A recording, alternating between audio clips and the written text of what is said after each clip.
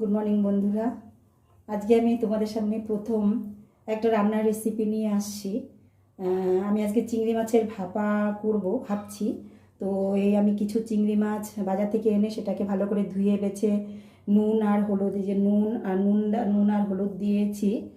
আর এটাতে আমি পেঁয়াজ এই যে এই মাপের একটা পেঁয়াজ দেব, একটা কাঁচা লঙ্কা, আর এই যে একটা টমেটো আর কাঁচা লঙ্কা, আর এই পোস্ত আছে। এটাতে আমি সর্ষা ইউজ করব না।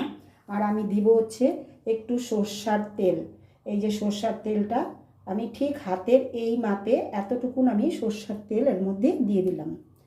ঠিক আছে, এইবার আমি একটু ম্যারিনেট করে একটু সময় রেখে দেব। আর আমি এটার মধ্যে এখন এই পেঁয়াজটা ভালো করে কুচি করে, পেঁয়াজ টমেটোটা কুচি করে দেব, আর কাঁচা লঙ্কা আর পোস্তটা বেটে দেব, তারপর বেটে দেব।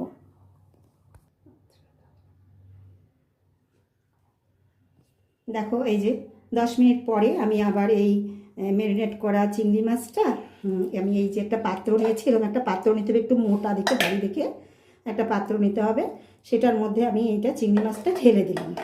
ঢেলে দিয়ে এই যে ঢেলে দিয়ে আমি এটার মধ্যে এই যে পেঁয়াজ কুচিটা, পুরো গোটা একটা পুরো পেঁয়াজ কুচিটা আমি এর মধ্যে দিয়ে দিলাম।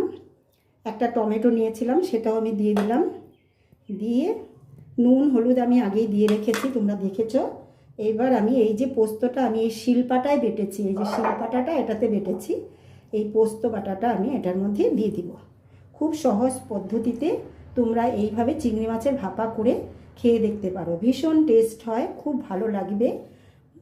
এটা তোমরা চাইলে এর মধ্যে একটু নারকেলও দিতে পারো বেটে। এটা আমি এবার ভালো করে মেখে নেব। মেখে নিয়ে ভালো করে এই যে আমি মেখে নিচ্ছি, ভালো করে মেখে তারপর তোমরা এটার মধ্যে একটু সামান্য জল দিয়ে, আমি এইটার মধ্যে পোস্তটা বেটেছিলাম, তাই আমি এর মধ্যে একটু জল নিয়ে নিচ্ছি। এই এক বাটির পরিমাণ জল নিয়ে নিলাম।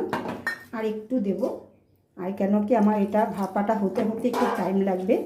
এইবার আমি এটা খুব ভালো করে ঢাকা দেব, চাপা দিয়ে আমি এই যে কাঁচা লঙ্কা দুটো রেখেছি, কাঁচা লঙ্কা দুটো উপরে দিয়ে দেবো। এইভাবে চাপা দিয়ে আমি এটা 10 মিনিট ঢিমা আছে উনানে বসিয়ে রাখবো ভাপাতে। তারপর যখন আমার এই চিংড়ি মাছটা লাল হয়ে যাবে আমি তোমাদের দেখাচ্ছি, তখন এটা পরিবেশন করার জন্য উপযুক্ত হয়ে যাবে। তোমরাও এটা দেখে নিও।